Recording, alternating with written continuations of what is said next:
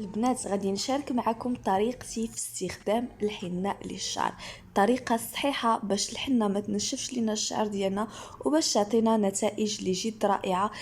تقويه تكثيف الشعر، تطويل الشعر، وكذلك اللي عندها مشاكل في الفروه، عندها قشره في الشعر ديالها غادي تخلص منها تماما، بالاضافه لتلوين الشعر كتعطي نتيجه جد خرافيه. البنات تبعوا معايا لا فيديو، لاول مره كيشاهد قناتي يشترك فيها ويفعل الجرس.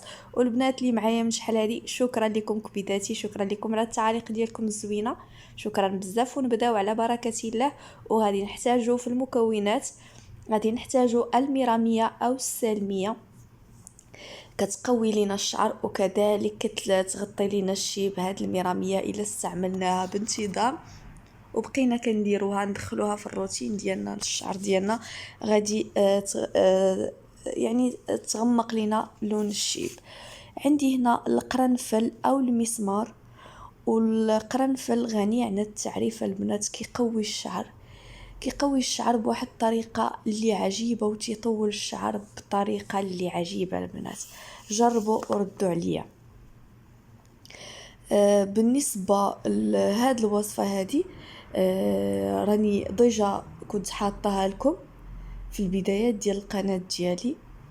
هنا عندي الحلبه البنات راها واعره واعره في تقويه الشعر وفي تطويل الشعر. كيف كتعرفوا الشعر الهنديات كيفاش داير، راه كيستعملوا له الحلبه راها رائعه البنات، لا بالنسبه للبشره ولا بالنسبه للشعر ولا بالنسبه للجسم ديالنا ككل، من الداخل ديالنا راها زوينه بزاف، وكذلك كطول لنا الشعر ديالنا بزاف.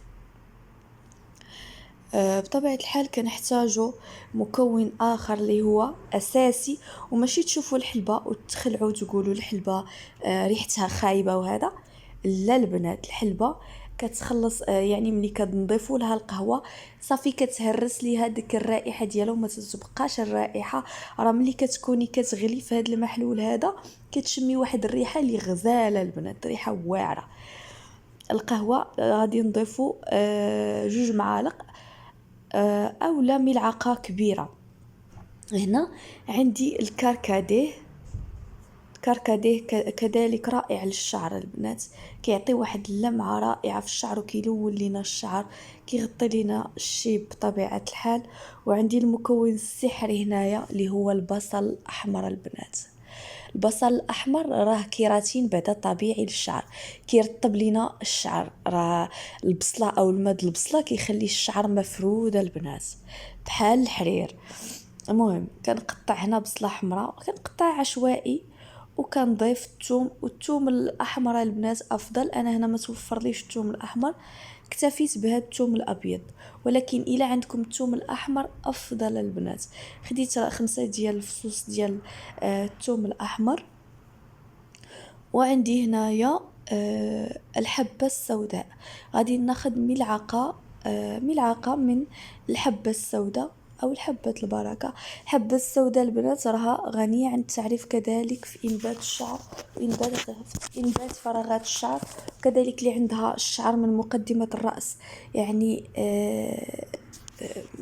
يعني ما بقاش عندها الشعر بزاف اللي كيعانيو من الصلع الاماميه البنات.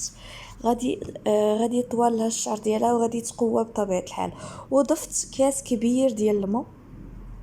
انا هنايا هاد الوصفه غادي نديرها انا وصاحبتي، علاش كتشوفوني دايره المكونات بزاف والخلطه درت بكميه كبيره لاني انا وصاحبتي ويلا يلا نديرو، يعني كنبغي ديك الوصفه تغلغل لي في الشعر ديالي. هنايا عندي الحنه. بطبيعه الحال هاد الوصفه غديروها على حسب طول الشعر ديالكم. الا شعركم طويل ديروا هاد الكميه اللي درت. الا شعركم قصير يعني قلوا الكميه، فهمتي، قلوها.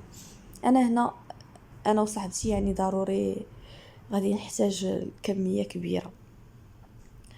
صافي هنايا درت الحنه انا كانت عندي الحنه دايره فيها الاعشاب، دايره فيها كل شيء، ولكن هاد الايام عجزت ما درتش فيها الاعشاب. وان شاء الله غادي نشارك معكم قريبا الحنه بالاعشاب اللي كان نضيف لها. وهذا كتبقى حناء يعني مغذيه. هذه هي الحنه ديالي. غادي نضيف لها قشور رمان، اختياري، كان عندكم ضيفوا، ما كانش عندكم ممكن تستغناو عليه، ماشي مشكل. هنايا قشور الرمان، غادي ناخذ تقريبا ملعقه ديال قشور الرمان. البنات راه رائع للفروه خصوصا، تينقي لينا الفروه ديالنا، تيخلصنا من القشره اللي عندها مشاكل القشره، كتخلص منها تماما في هذه الوصفه هذه ان شاء الله.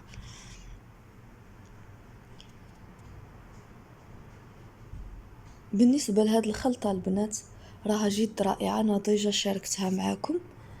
هنايا عندي الكركديه مطحون، حتى هو اختياري، الا بغيتو تضيفوه ضيفوه، ما بغيتوش يمكن لكم تستغناو عليه. المهم غادي نخلط هاد المكونات هادو جيدا،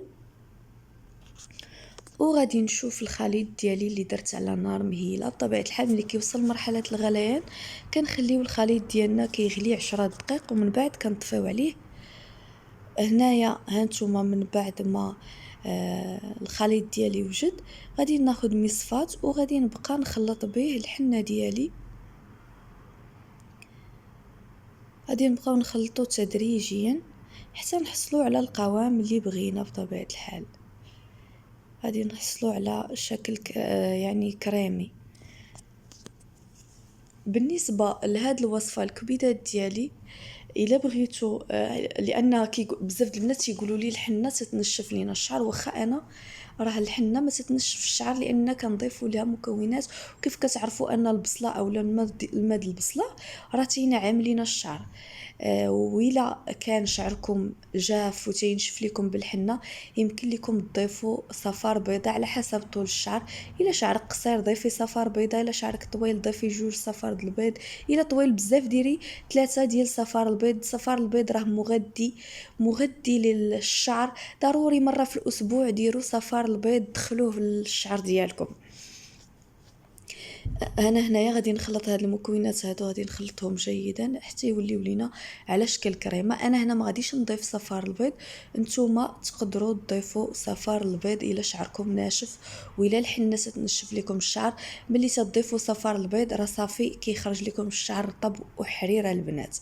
بالنسبه للطريقه كنوضعوا الوصفه ديالنا على كامل الشعر، كنخليوه على شعرنا بالكامل، وكنخليوه 4 ساعات حتى ل5 ديال الساعات على شعرنا. ضروري كنخليوها في الشعر ديالنا. بطبيعه الحال الا كنتو باغيين اللون راه كتخليوها حتى اكثر من 5 ساعات، ماشي مشكل. وإلا نتوما باغيين غير تغذيه وتقويه الشعر، يعني ماشي هامكم اللون، هامكم انكم تغذيو شعركم وتطولوه ويعني يولي عندكم شعر قوي وكثيف ان شاء الله، راه كديروها واخا غير ساعتين. الا ما كانش هامكم اللون تقدروا غير ساعتين ديروها للشعر ديالكم ومن بعد تغسلوها.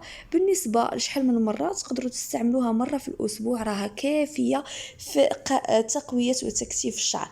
من اول استعمال البنات اللي عندها مشاكل تساقط الشعر، من اول استعمال غادي تخلص من تساقط الشعر، ما غاديش يبقى شعرها يطيح بطبيعه الحال. وإلا وصلتوا معايا حتى لهنا ما تنساوش بذاتي ديروا لي لايك وتبارطاجيو الفيديو مع الاهل والاحباب باش هكا تعم الفائده وتزيد العائله ديالنا تكبر ان شاء الله، وباش كل شيء يستفاد ويكون الاجر لكم وليا ان شاء الله. وفي امان الله، ونشوفكم ان شاء الله في الفيديو الجاي. باي باي.